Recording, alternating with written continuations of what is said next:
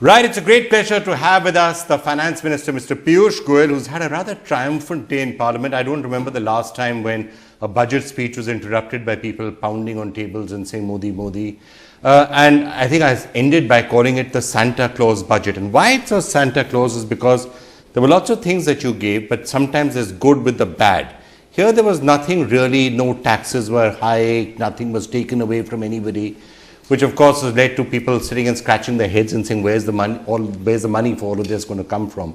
Is it going to be from buoyancy or from where? Well, first of all, let me clarify that this government, over the last 5 years, has consistently reduced taxes. Mr. Jaitley increased the basic exemption limit from 2 to 2.5 lakhs. Then he gave a rebate up to 3 lakhs. Increased the investments limit from 1 to 1.5 lakh. Increased the interest on housing limit from 1.5 to 2 lakhs. Brought in standard deduction. So I think this government has consistently kept giving some concession, some benefit or the other. So there is nothing unique about this budget. All these 5 years we have consistently been delivering to various sections of society, particularly the marginalized, particularly the deprived sections of society, the poor, the farmers, the new middle class, the scheduled castes, scheduled tribes, OBCs. It has been a pattern of 5 years. Prime Minister Modi has consistently focused on development, good governance, and ensured that the right of the nation's resources, which rightfully is first of the poorest of the poor, has been respected.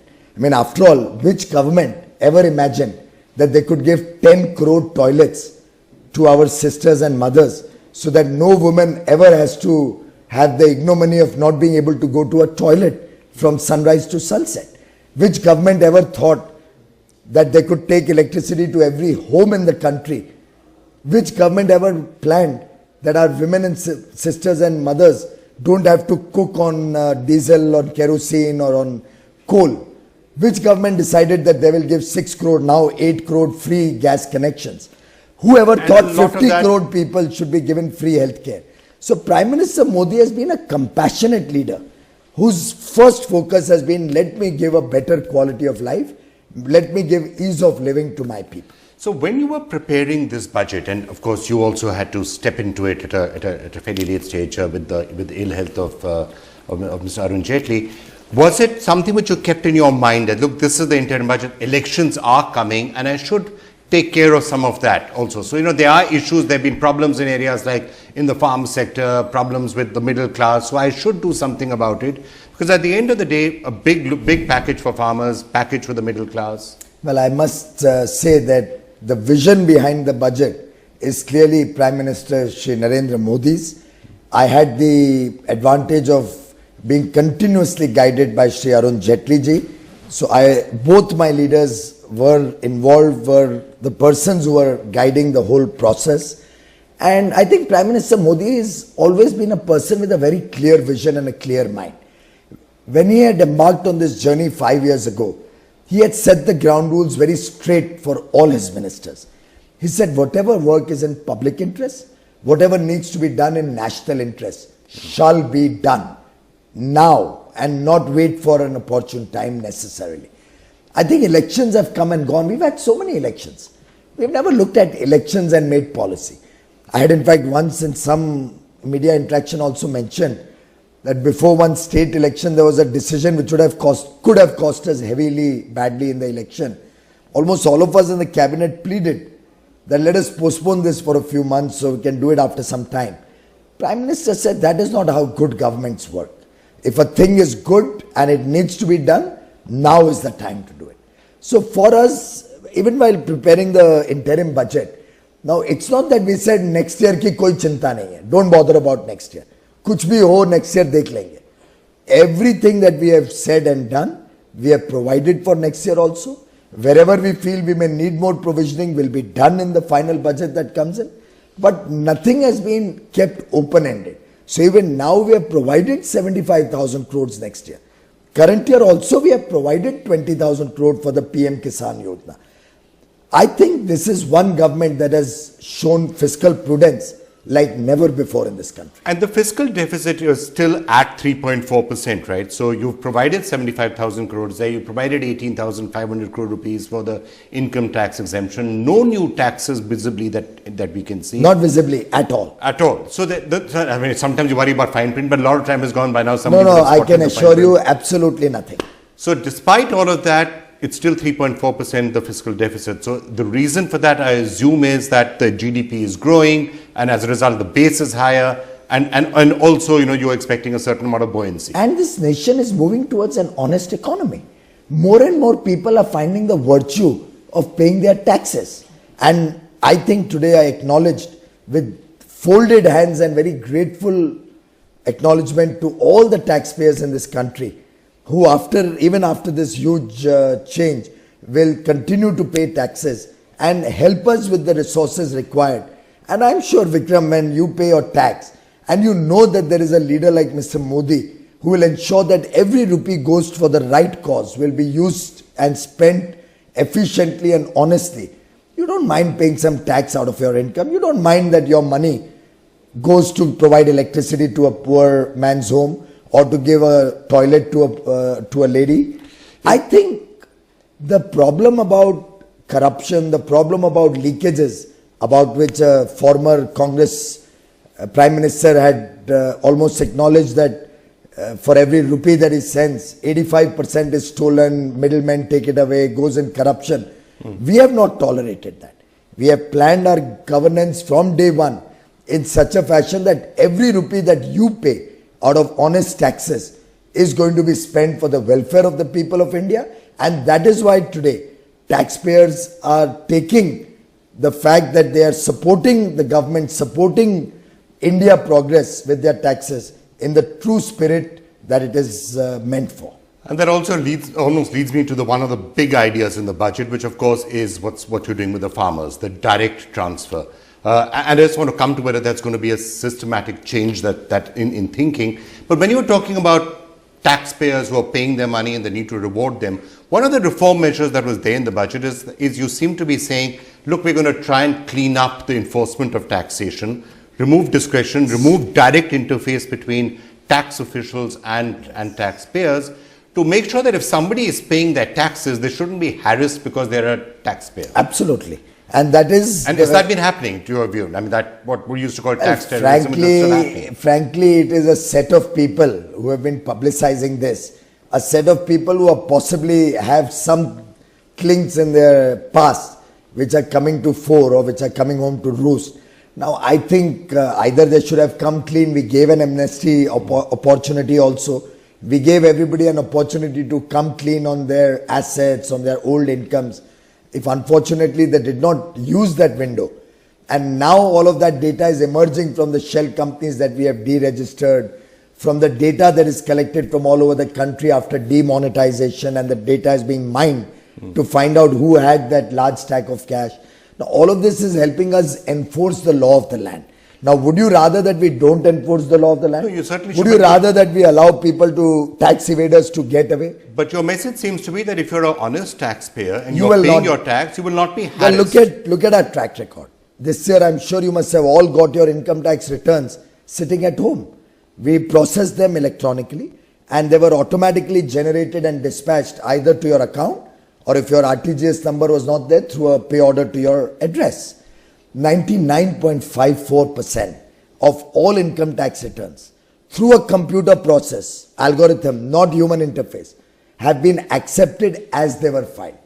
Now, can you imagine in India, have you ever heard that 99.54% of all returns, including business returns, being accepted as it is, the refund, if any, payable being paid, and life moving on? And those few who come under scrutiny are also through that algorithm, where it decides if they see an abnormal movement of income, profit, loss, cash deposit in the bank account. Such abnormalities, obviously, the tax department should scrutinize. I think very often we hear an exaggerated version. The tax department has tried to be as less intimidating as is possible. But going forward, we are further strengthening the process, and 2 years from now, there's going to be complete anonymity between the taxpayer and the assessing officer. They will not know each other. They will not know the names or address of anybody. The computer will act like a black box. And so you can't ask for a bribe, in other words. There can be no corruption, there can be no way of... Well, this government has not allowed anybody to ask for a bribe. But that possibility will not exist. It'll be completely eliminated. Okay, you spoke about leakages. Now, as I was saying, one of the big ideas in this is the direct transfer to farmers that you've got. Now, it has been criticized. You've had the opposition saying it's only 6,000 rupees, it should have been much more than that, which I guess ties up with the resource question. But is this a conceptual shift that we are thinking? You've done this in this budget. We heard Rahul Gandhi talking about it a few days ago, talking about minimum income. Are we moving now to a scenario where instead of the subsidy, which is the way we have normally taken care of the poorest of the poor, now it will be by direct cash transfers? Well, I think this is not at all intended to be a subsidy. We are actually only giving a respect to our farmers who have provided us food security, who have been really the annadatas of this nation. Food production has gone up, food productivity has improved. Today we have surplus of almost all our commodities, and therefore prices have been generally quite low. We are now planning a massive thrust to food processing, to storage chains, for logistics, for export of processed products, and I think we are looking at sustainable solutions for the farmers' welfare in the long run. This initial support of 6,000 rupees every year is basically just a mark of respect that this nation is paying to its farmers. Is there also a recognition that that's one of the areas where we as a nation perhaps have failed the farmers? For various policies that have been done for a long period of time, there is agrarian distress in large parts of the country which has not been fully satisfied. Well, I think over the years with land holding getting divided and subdivided, the land owning pattern has changed. We have very small farmers. The number of small and marginal farmers with land holding below 5 acres has gone up significantly. And in this situation, obviously productivity and incomes will take a hit as families get bigger and they divide the land holding.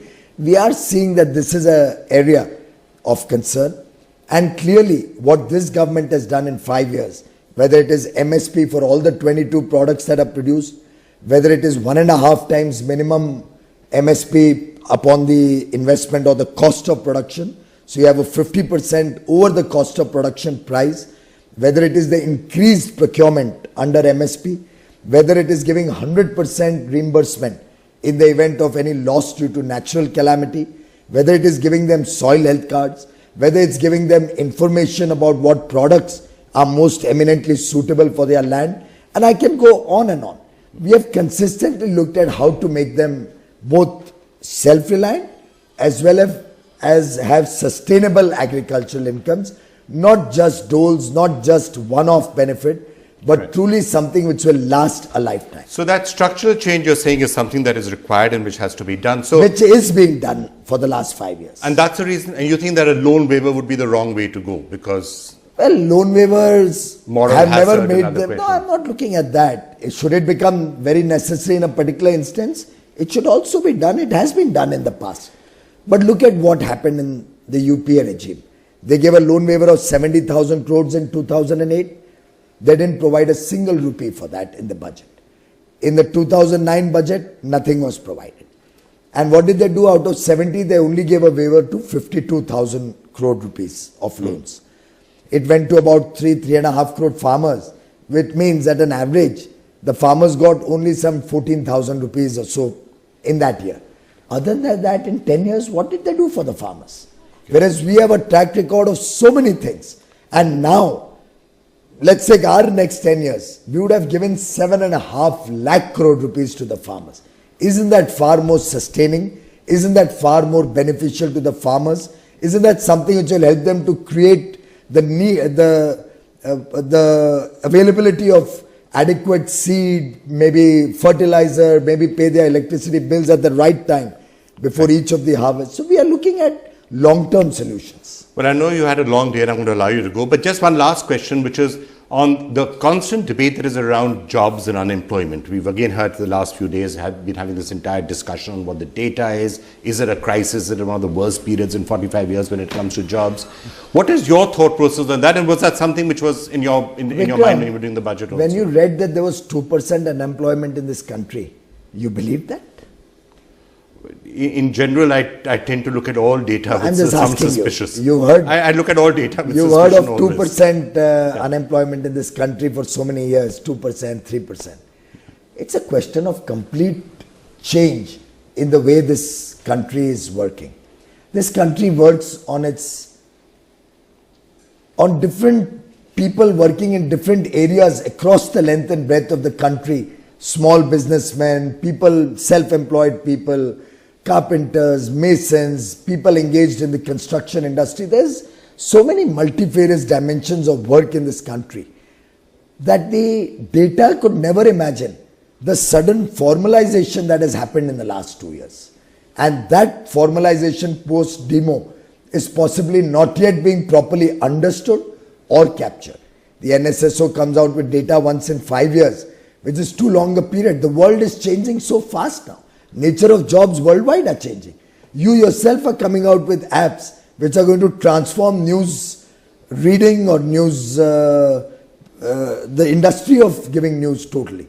So I think in this changing era, where newer and newer technologies are taking center stage, this government is trying to skill our people in this new age, is trying to bring in data analytics, modern technologies for manufacturing, artificial intelligence.